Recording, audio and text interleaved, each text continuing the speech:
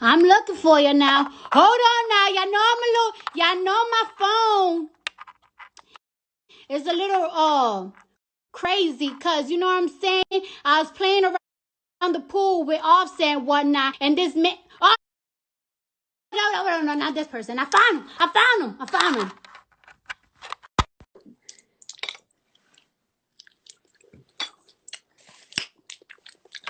Hold on.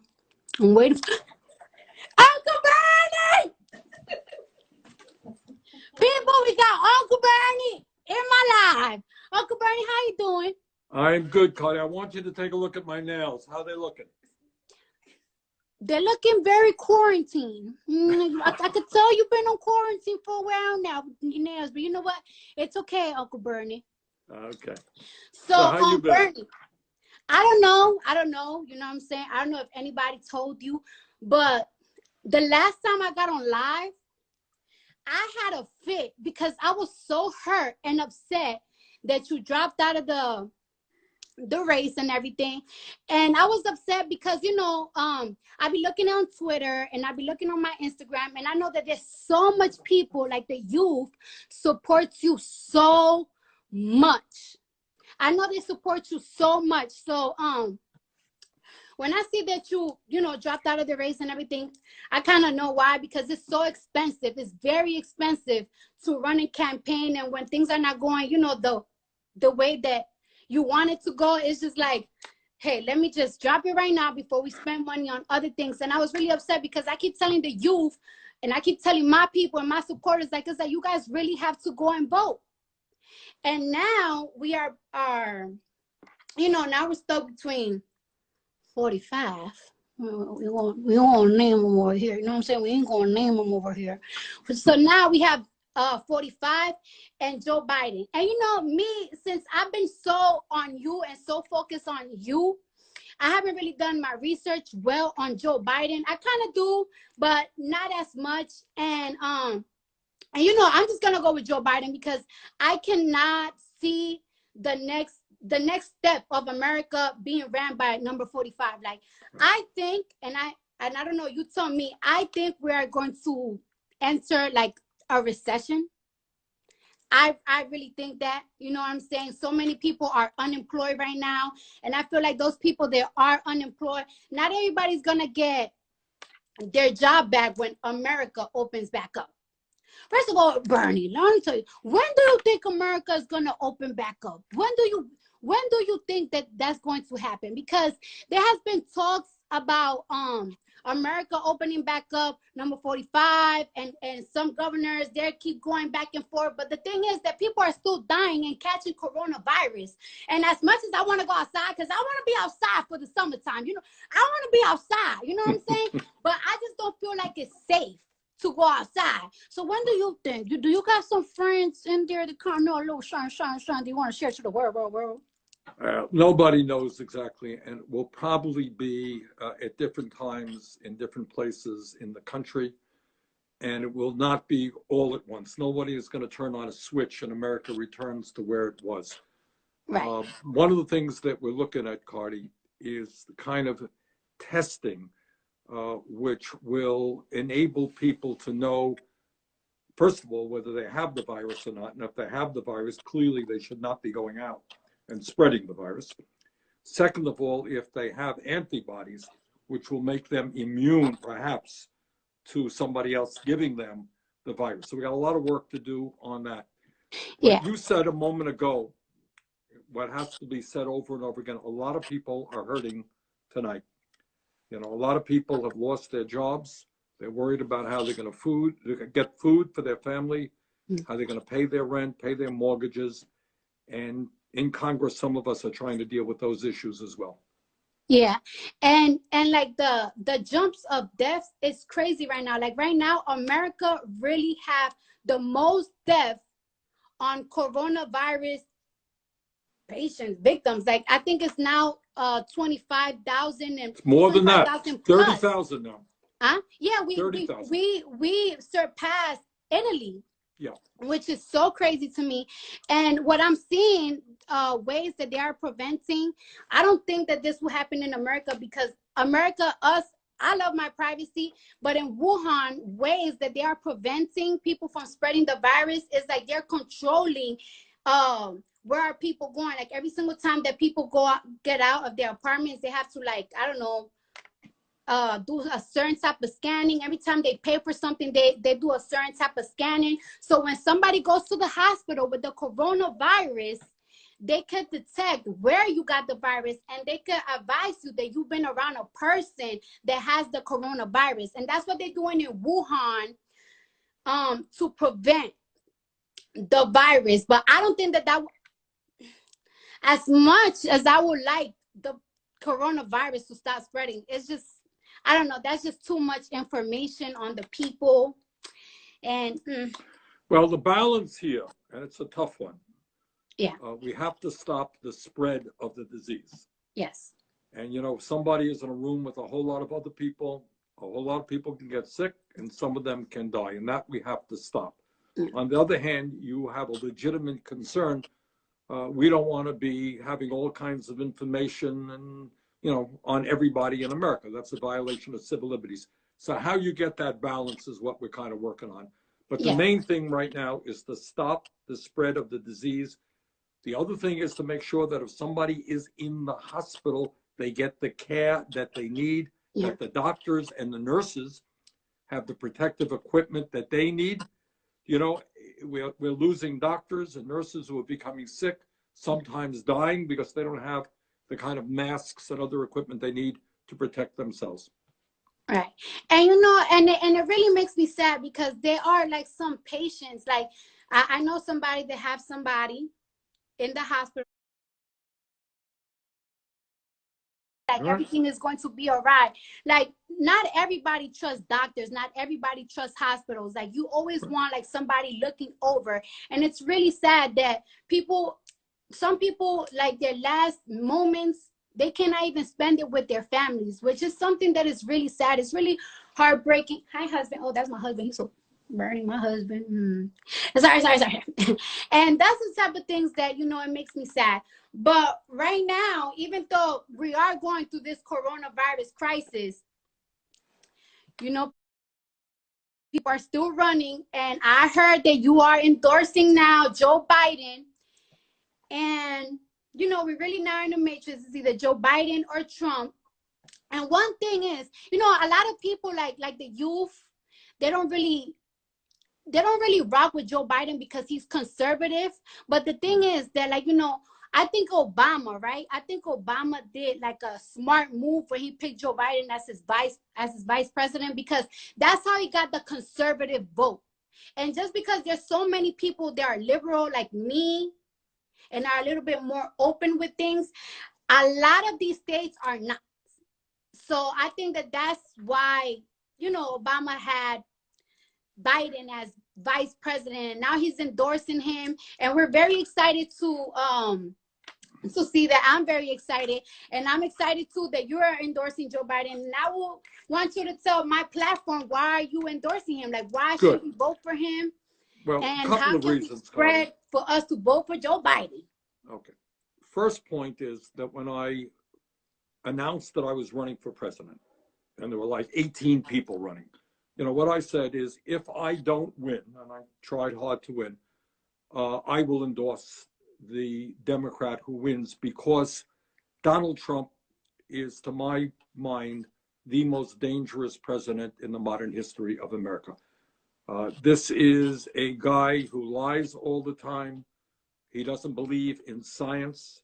He downplayed this whole coronavirus, which has led to the deaths of many thousands of people unnecessarily.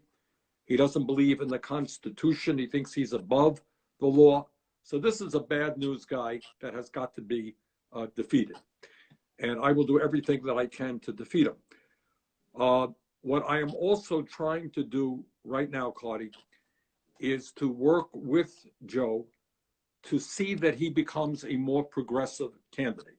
Right? In other words, what I want to see him stand for, which he will, is to raise the minimum wage to at least $15 an hour, to make sure that all of our young people have the opportunity to go to college regardless of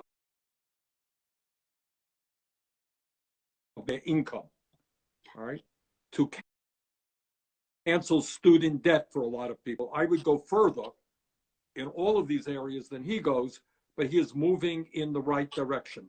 He's moving in the right direction on immigration reform. I think you will be pleased to hear what he has to say. I know that criminal justice and the number of people who are in jail today, often African American or Latino, disproportionately, is an issue of concern to you. I think you'll be hearing him making some pretty strong statements about the need for criminal justice reform to make sure that we're not throwing young people into jail, but getting them the education and the jobs that they need. Yeah. And you know, even like right now, people that are in jail, they are not being protected as good as they should with this coronavirus. And one thing that baffles my mental, right, about number 45 is that, you know, when this coronavirus news was hitting and everything, he just kept blaming that this was a move of the Democrats to make him look bad, that everything that the Democrats do is bad propaganda to make him look bad. But the thing is that, honey, you don't need the Democrats to make you look bad. You make your own self look bad. There were so many chances that he had when interviewers asked him questions that he could have answered with the right answer that would make people be like, okay, he actually cares. And instead of him giving a right answer, he just shuts them off or just degrades them. And it's like, you don't need no Democrats to make you look bad. Sir, you make your own self look bad.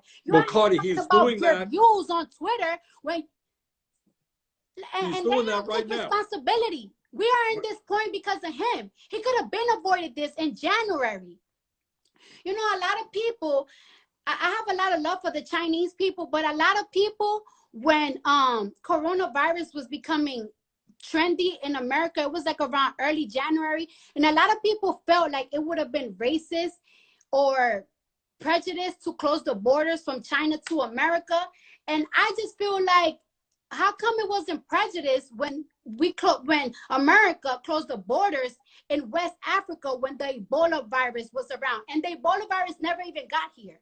So that's my thing. I feel like they put capitalism, money, trading goods before our health, and that's my problem. That's my issue. And instead of apologizing and giving us better, I don't know, better things than a $1,600 stimulus check at one time, I feel like we deserve better because they messed up. Apologize for messing up and do better for us, for the people. Not just— well, that's one of the things about this guy is he doesn't apologize, and he lies all of the time, and he blames other people. Yes. So right now, because he downplayed the disease, he did not listen to the scientists, he did not use the Defense Production Act to tell private companies that instead of producing underwear right now or socks, they got to produce masks, and we got to start producing ventilators and all that stuff. He didn't do any of that. So he blames other people. Right now, he's blaming the World Health Organization, which is an enormously important international organization that is trying to bring scientists and doctors together to work on a vaccine, to figure out the best way forward to treat this disease. He's now threatening to cut funding for them. Just the other day, you may have read that he threatened Dr. Fauci, who has been telling the American people the truth. Trump does not like the truth. So he wants to fire this guy as well.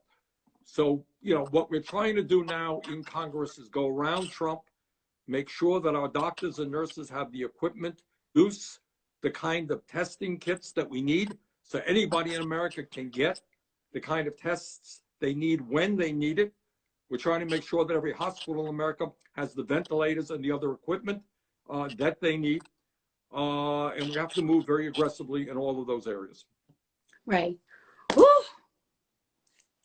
I'm so excited. I'm excited and I'm nervous, and I don't know, I'm so emotional because this makes me really excited. And I hope that all the viewers have a better understanding of what's going on. And I just really want to let my viewers know that it's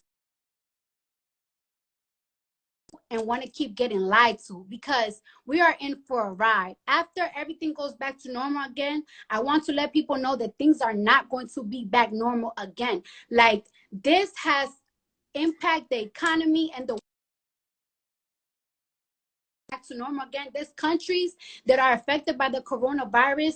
They are not, you know, as wealthy as this country. Like the Dominican Republic, where my father's from, we got family members all constantly calling.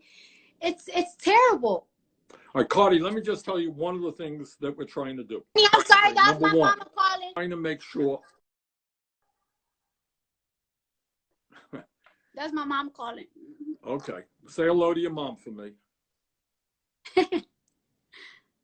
All right, we're trying to make sure that everybody has all of the health care that they need right now. All right, so people are ending up in the hospital. They can't even afford the treatment they're getting. If their families get sick, you know, they don't have any money. We're trying to make sure that everybody has health care by expanding, having Medicare cover all health care bills. Second thing, very importantly, other countries around the world in Europe and elsewhere have done it. We want to make sure that people continue to receive their paycheck. In other words, Right. You get laid off from your job. We want to make sure you continue to get your paycheck. In the airlines industry, we managed to protect 2 million workers, flight attendants, pilots, people in the airline industry. They will, for the next 6 months, whether they're working or not, continue to get their paychecks. We want to do that for every worker in America. That makes sense to you? Yes, that makes sense, but we just got to see if number 45 is willing to do that.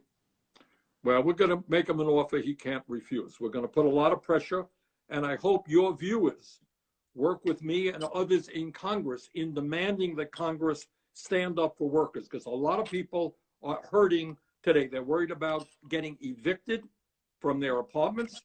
They're worried about not having enough food. They're worried about going bankrupt because they can't pay their debts. And Congress has got to be bold and stand up for those workers. Right. Well, we're going to stand up for those workers, and you're going to always have my support. And from man's mouth